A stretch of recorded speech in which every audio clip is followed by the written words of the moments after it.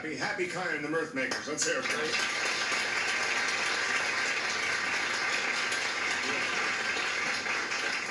When he plays, it's music to my ears. Absolutely. It's supposed to be, I think. Yeah. Our next guest has been with us before. He is the ambassador at large here for Fernwood, and allegedly in connection with the Chamber of Commerce here. Every time he comes on the show, it's kind of exciting. We talk about different things like the energy crisis and bringing industry to Fernwood. Got a lot of comments on those things. Wonderful. Let's please welcome all of us, as if we cared, Mr. William W.D. Bud Prize.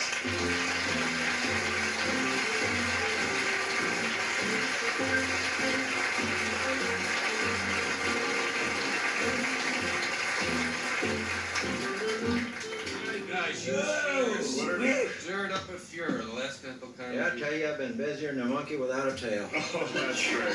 Just going all over the state, you know, tooting Fernwood's horn, proclaiming of its beauties and appeal and all like that. Well, you've been making a bit of noise right here on the show. As I was telling the people earlier, we discussed the energy crisis, and you had some wonderful ideas for conserving energy. We also talked about bringing industry right here to Fernwood, and you wouldn't believe the stack of mail we got. We thought maybe to just inflate your ego a little bit, you might like to hear some of the responses. Well, yeah, I'd love to hear it. Okay, this won't take a second. You can share this with us, I think. The first person writes, I was very interested in your speaker who advocated bringing new industry to Fernwood. One question comes to my mind, however, after seeing him speak, what is that device he wears on his chin? That's kind of interesting. We got a lot of these. We just picked out a few. Your recent energy advocate, Mr. William W.D. Bud Prize, you got your name and everything, brought out some interesting ideas. But what's that thing he wears around his face? It looks like a wiffle ball held on by a garter. There's one, Mr. Bud Prize, they apparently know you pretty well, mentions new locations for industry here in Fernwood. How about building a factory under that chin of his? Some people don't enter. I'm used to it. It just rolls right off my back like a duck. Here's one. Who was that imbecile on your show with the athletic supporter around his head? Separate the chaff from the grain here, wheat from the grain, or whatever. So at any rate, yeah, see, that's it. That's what makes me mad. Now, every time, I've been on the show twice, haven't I? Yeah. And both times I was on this show, I told the people what this was on my chin. You see, that's what makes me mad. Is people that doesn't tune in a show like that at the very beginning like that. I say, watch TV, get off the pot. Let's just cut through all the flack here. Let's get right down to it and just kind of bring this thing out in the open. I'm kind of curious myself. What is that thing on your chin? Well, you's right here. I told you, and you's right here. Well, this is a device for, I don't know, you've probably noticed that I have a slight underbite. Well, I can see better close from here. I have this slight underbite. I've had it since I was a child and had the usual problems as a child because I also had just a continual case of ringworm. So I spent my time, you know, most of the time, you know, with my chin jutting out like this and all the kids making fun of it and wearing my mother's stocking on my head. Just wrap around, sir. Wait out. I am walking along the street one day and I see this, I'm by the new development. And I see this man, you know, and he's up on the roof and he's doing tuck pointing.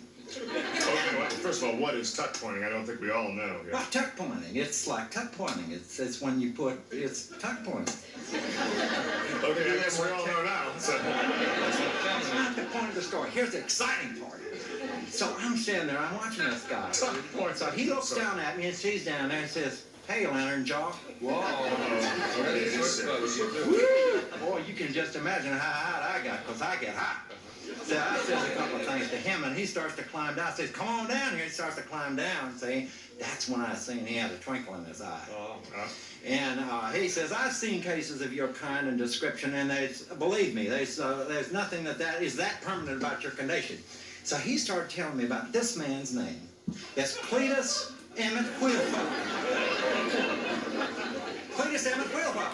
Now, this is a fascinating character, the most fascinating man I've ever met in my entire life. Born in Elizabeth, New Jersey, of poor parentage, next to the Singer Sewing Machine Company, and this boy had nothing to play with but the discarded spools from Singer Sewing Machine. He called you Lantern Jaw. How high up was he? I mean, you must have had quite a case at that time if he was up on top of a building. Well, I was steaming. It took him a while to get down there, and I was steaming. He was way up there. Well, he's up there. Well, we shared a sandwich. It was his lunchtime. We shared a sandwich. I went out, got a couple of knee highs, and we started talking in. You know, your jaw came around that corner before you did. Eh? he started.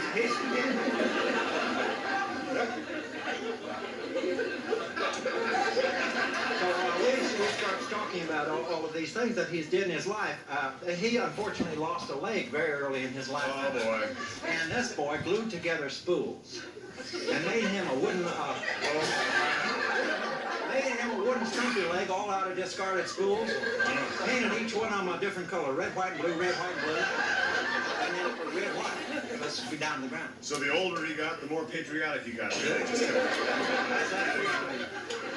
He left Elizabeth, New Jersey, took to the road, very young age. He was all over. First man to find gold in Honolulu. Went to Washington, D.C., done all kind of top secret spy work on flying saucers, which is real hush-hush, but there you are. And you're probably very self-conscious wearing this device, but really you don't Oh, no, notice it. before I was. Yeah. I felt like a fool before.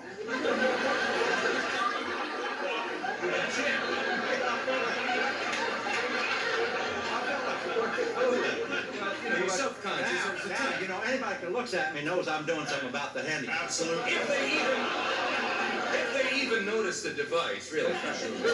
Well, you're in your second year of wearing it now, William. Yeah, well, you know, he just does Chinadoncha, you know, all them other things he does. Well, he's a fascinating man. You know, he's greyhounding on his way to Gary, Indiana. Cletus was.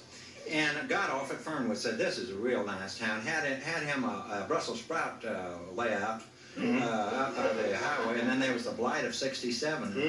Well, the sprouts never come back right.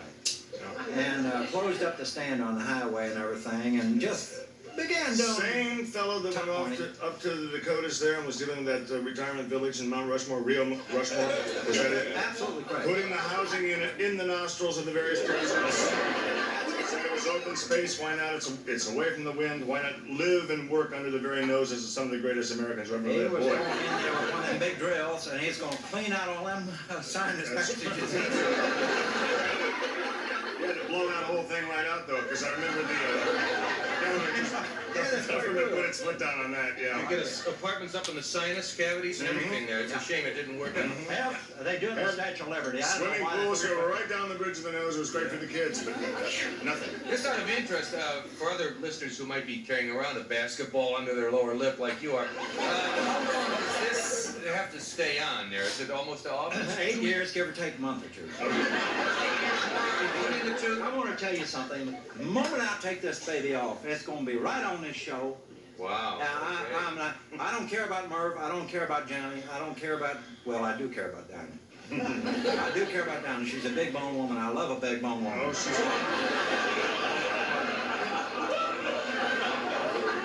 She don't know me from Adams, you know.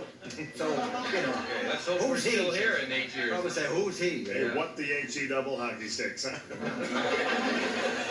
Yeah. It's great talking to you again. It always has been. We didn't get a chance to get into this, Oh, energy shoot, situation. come on, boy. You were also I start to talking, you know, and I can talk your donkey's leg off. Yes.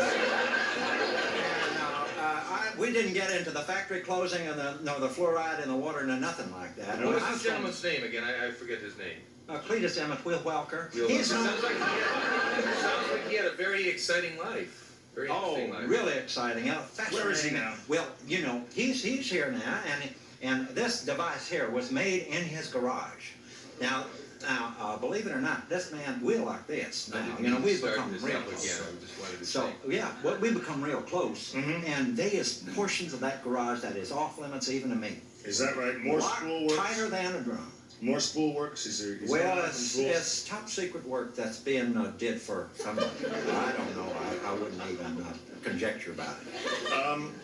Well, I guess as we think about this, it's probably only really interesting to us and Mr. Willwacker himself. So we'll be right back after these words.